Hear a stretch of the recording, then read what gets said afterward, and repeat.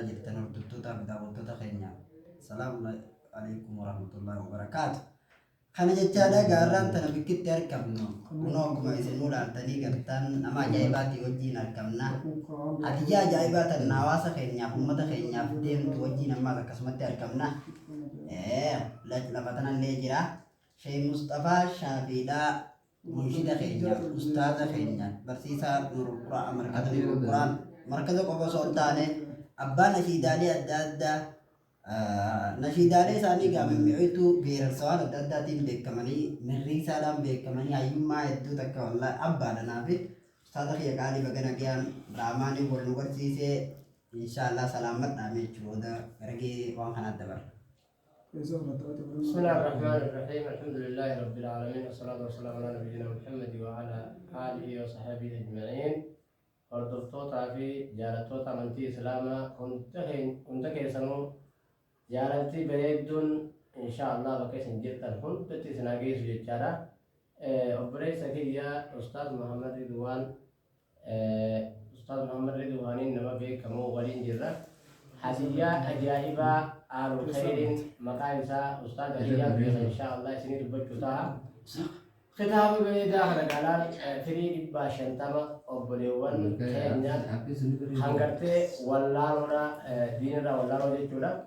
Haatti baratanii jettee gartee gaa obboleettiin teenya takka Raaziq Raayyaa Dubaay irraa namni biyya Dubaay jiraatu nama Dubaay dhaqee beekawaan Dubaay sun rakkoo gammadaa nama mudatu saalaa jirraa quraana kana firii dhibbaa shantama birrii Itoophiyaa 5,000 ergitee quraana kana bitaa gara hawaasa keenyaa nama quraana bitachuu hin dandeenye biraan nu gaadhaa itti ibsaas qabumsaa kiyya namni kun gaa nama dubartiidhaati ijoollee teenya Oromiyaa Aggaaroo jirraayi akkasitti waan kana nu waan kana gurgurraan akkana naa godhaa ittee waan kana nuti illee gamanaan nu geesse har'a gaa guyyaan hawaasa biraan geenyu har'a hawaasa bira geessuudhaaf deemaa jira maal jettan isin?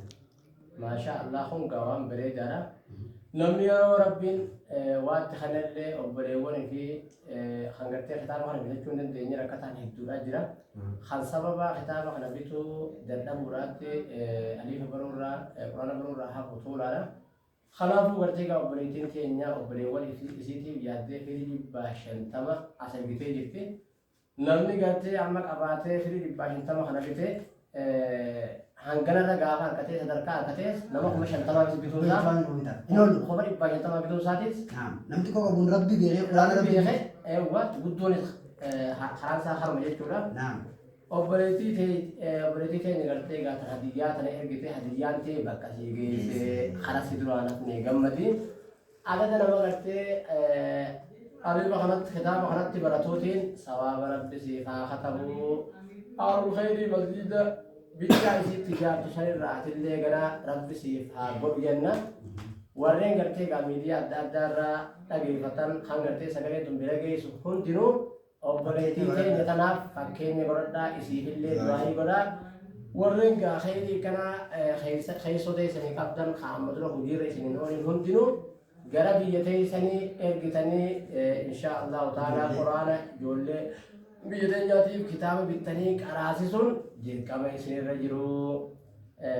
Nabiin keenya alayhi salaatu wassalaam al muslimu akhul muslim islaama taanaan hundi obboleessa daangaadhaan naannoodhaan afaanii fi lafaa fi kanaan shanyii fedhe haa ta'u gosa fedhe haa ta'u amantii wanni waliin qabnu isiin guddaa jechuudha. Biyyummaa wanni amantii caalu jiru.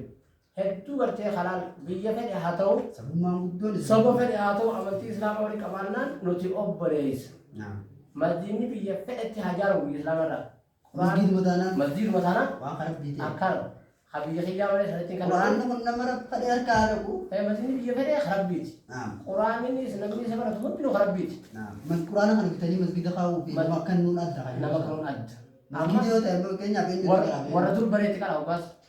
namni alattuu hin bari waan galee masjida maqaa amma kun nama takka aliif hara deemuu beekne san barsiisuudhaaf kan qophaa'e obboleettii keenya rabbi gartee sawaaba guddaadha rabbi siif haa katabu rabbi si haa milkeessu namni sagaleen tun bira geesse hundi maqaan isii dafii dubbadhu Raakiz Raayyaa Raakiz Raayyaa إن شاء الله هندي يصير أفكار دايا المانا إياه كان على ما شاء باسي الله أنا بابا يصير ما يصير ربي أمري هاري يسوع يصير سبب أنا ربي كرتيجا إن شاء الله بنيرة اللي كجيبات ربي سيانك الجنة سجل خلاص أستاذ مالك يا أتدي بسه والسلام عليكم ورحمة الله وبركاته. وعليكم السلام ورحمة الله. شيخ مصطفى قاكم بيكم أنا ما جاي بعداتي أستاذ مصطفى شيخ مصطفى مجي مصطفى سبب ديني إسلام نموت يدو والبر سبب ديني إسلام أنا دل والبر ربي ولي خدنو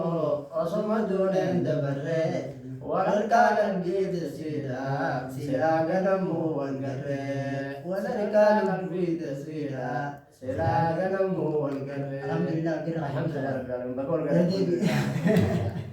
سبب ديني إسلام أنا فيتي سوالبر سبب ديني إسلام أنا فيتي سوالبر المانا في أبادا جانا ولي دبره ربي ولي غرنو وصمتون دبره ولركا قلبي دسيدا سيدا غنمو والقره ولركا قلبي دسيدا سيدا غنمو والقره خنين جارته كبيرا تيسو سالا رجلا ولركنا للجمن نرجو توافندرا يرون الديان جيسي وصول بان درا أنسما نركوب يدوي تكيديا والقرا أنسما نركوب يدوي تكيديا والقرا والسلام عليكم ورحمة الله وبركاته.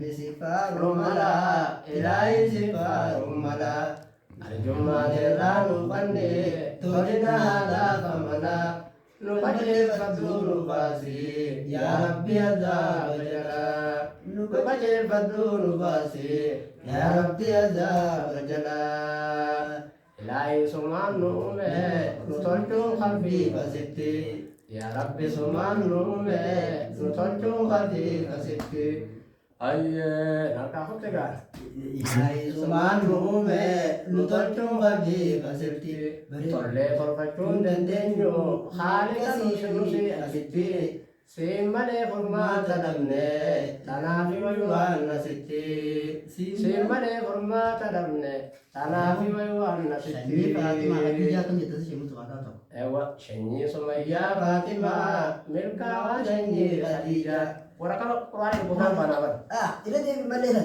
شني سمية فاطمة ملكا وشني خديجة جين إسلامي جالتني إسان الفودي درجة نما في ربي إسني كبا خبجا نما في ربي إسني كبا خبجا فدرتي ما ملة والله ملكاه تيسني دين إسلام الروان قصتن هم نافعه ليسني رب ما نبات السيسو يا جول أمري تيسني رب ما نبات السيسو يا جول أمري تيسني. السلام عليكم ورحمة الله وبركاته. السلام ورحمة الله وبركاته.